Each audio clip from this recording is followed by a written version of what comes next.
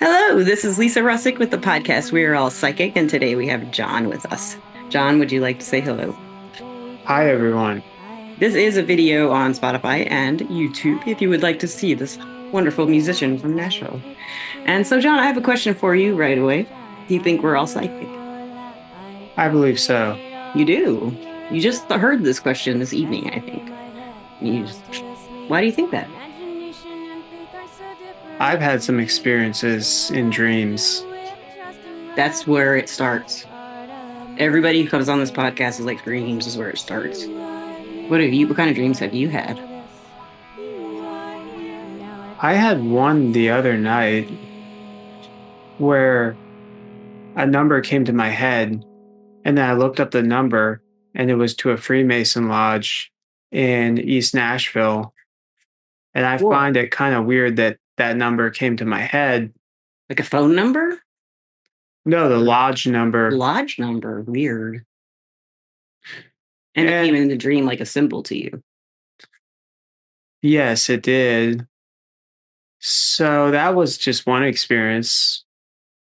When you have like dreams that are like that, do they kind of feel a certain way? Do they have a feel to them where that there's something bit like this is an important dream?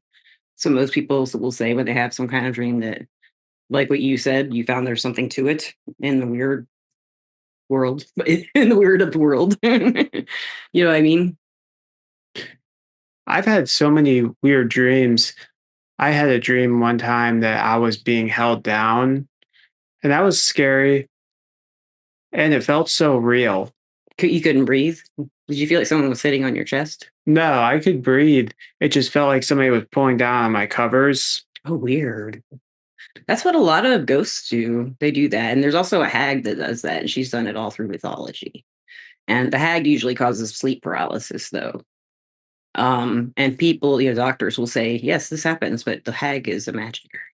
But everybody sees the hag. You didn't, so maybe it was something else. I have a friend named Omega, and she's the one who got me to start this podcast. But she has like I call them her spookies, and they like pull her sheets off her bed and like do stuff to her, like make her do stuff, wake her up all night. And this happened to her all like for a long time. And then she kind of learned that they just wanted her to pass them over, like cross them over, and now that's what she does. That's just not as a job. It's just she kind of has to because they don't leave her alone. So yeah, sounds like you're having some kind of like spirit interaction there. I think so. I've done a lot of psilocybin, and that's something that's definitely made me realize there's things that you can't explain in words. Yeah, and music's a good example of that too. Yeah, music is all emotion, and I feel like art is that way. So a lot of times crazy people can get by in music because it's just emotion. And they get away with a lot of stuff, don't they? Yeah, so I could be saying a bunch of crazy stuff. Maybe I'm partially crazy. I think everybody is. We're all psychic and we're all partially crazy, probably. I definitely am. And so, listeners, I met John at open mic nights in Nashville, and we just went to a couple of them tonight. Oh, Einstein's here. Oh, look who's here, listeners. Gandalf came in to see it. You know, when anyone comes over, listeners and watchers, Gandalf does not come out, but he came out now, and John is here, so he's can't miss a podcast, right? Right, Einstein. Look at Einstein. He's watching the video. Oh, it's so cute. Okay. So what else has happened to you? Have you like when you were older, did you ever have any experiences like did you ever because I thought you were like a telepath type when I met you. And I don't know if I've explained that to you, but a telepath to me usually doesn't know they're a telepath, but they can kind of tell what everybody's kind of thinking about, but not like word for word necessarily. But they kind of know what people are about, like right down to the core, and like and they'll rationalize it, but it's psychic to me, is what I see in a lot of telepaths. And that's like what you seem like to me. Have you ever thought of yourself as a telepath? I think there's a lot of layers to the human mind, so to speak. So I can read people to a certain extent, but by no means fully reading people. I would say if that's the case, to fully read somebody, I can't do that. It takes me a long time. I've known people over 30 years and I feel like I'm still getting to know them. Well, the people change constantly, I think. That's a factor as well. And I feel like there's a big difference between the mind and the brain There because is, yeah. a good question would be, where do your thoughts come from? Yeah. How would you answer that? Yeah, we have no problem with saying we have a mental plane, right? So why not have a psychic plane, an energetic plane? That's kind of what I think of it as, is energy.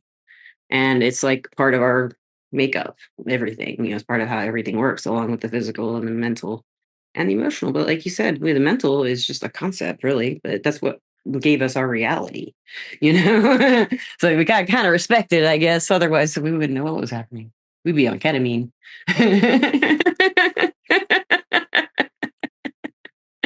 Before the podcast, he asked if we could talk about plant medicine. So, well, I'm sorry. Go ahead. You were about to say. Well, I think the brain is kind of like a satellite to thoughts, which I believe there's a collective consciousness, and that might be something that makes me kind of crazy. No, I do too. But I feel like sometimes our brain is just picking up these thoughts, and it's not like anybody has ever had a real original thought because there's so many humans that have been on this planet. And that's just a theory. I agree with you on that. Especially in English, we were taught when I took English classes in college that there is no story that has not been written. And I was like pissed when I heard that because I was a writer, and I did write and I did edit and I did all that for years. And I decided that was absolutely the truth. Every story has been written. It's how it's told, it matters. It's kind of like how life is lived too, is like what matters, how it was perceived. I agree.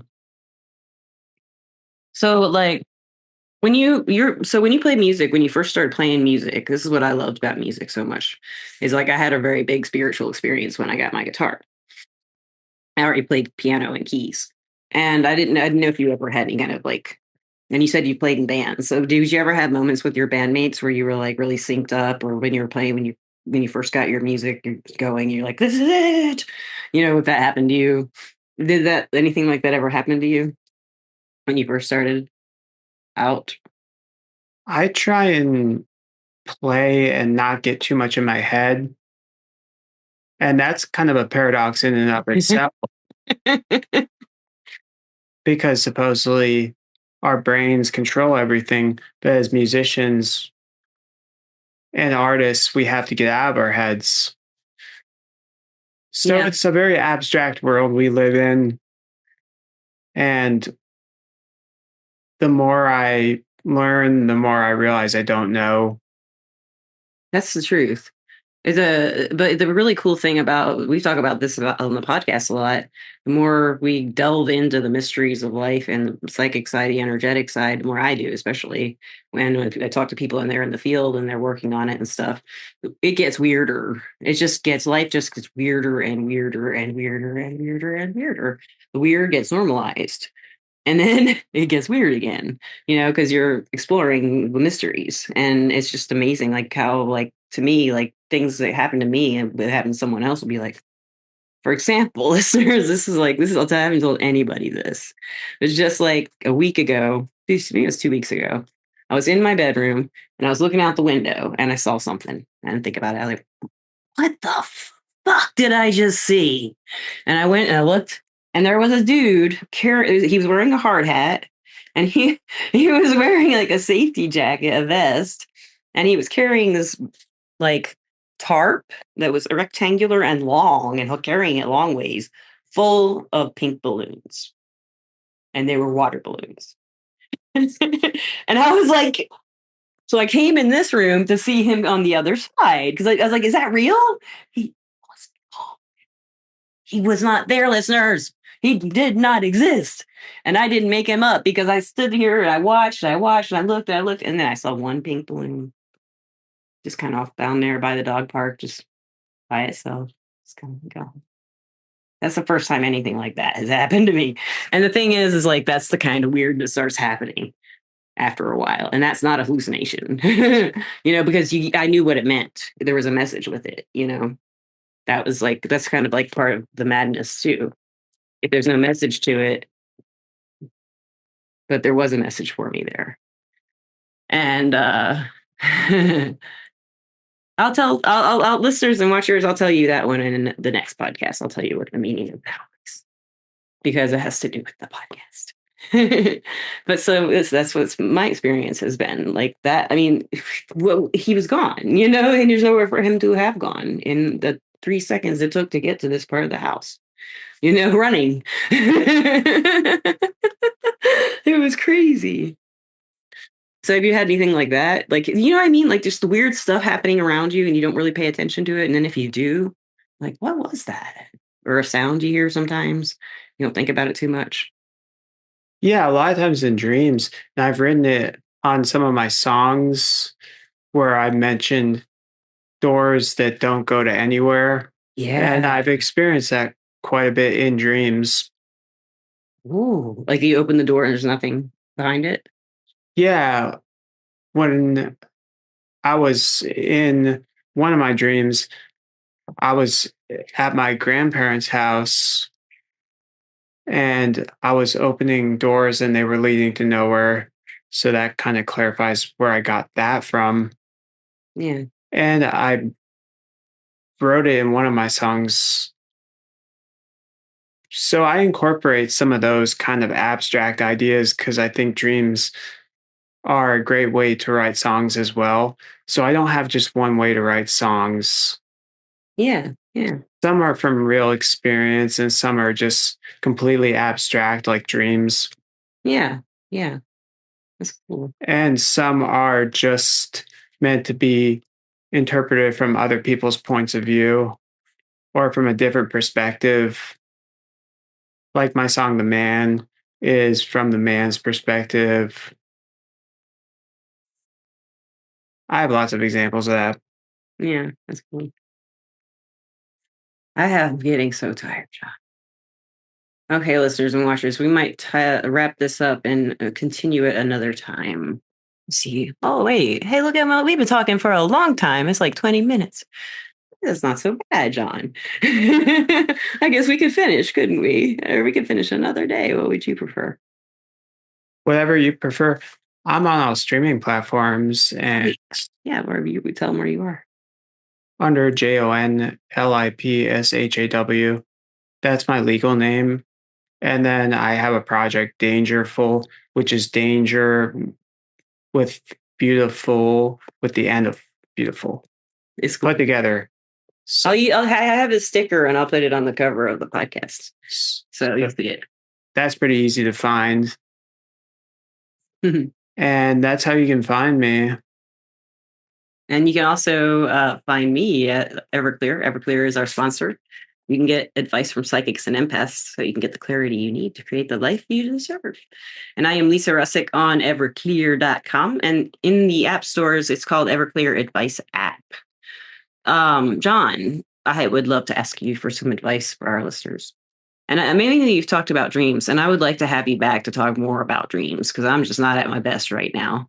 And because I'm very tired. And maybe it would help to have had a co-host or something like that. So we'll think about it. But for now, advice for the listeners, like how would you tell them to remember their dreams, the impressions, the symbols? Like what was there a feeling with certain ones that really stood out or do you have to write it down or I'm reading this book called 10,000 Dreams Interpreted. I'm pretty sure that's the name. So I'm learning myself. But regarding that question, that's the best answer I think I could give. I like that. That's perfect. Thank you. And listeners, I love you. Mwah! I hope you're having a great time wherever you may be. John, do you love the listeners and the watchers? Oh, I love you all. He loves you. And I will see you hopefully in the next few days. You never know what will happen. But I am out of pain, listeners. I am pain free. I forgot to tell you, I'm pain free. I'll tell you about that too in the next podcast. Thank you so much for watching and listening, and have a great time wherever you may be. Peace out. Bye.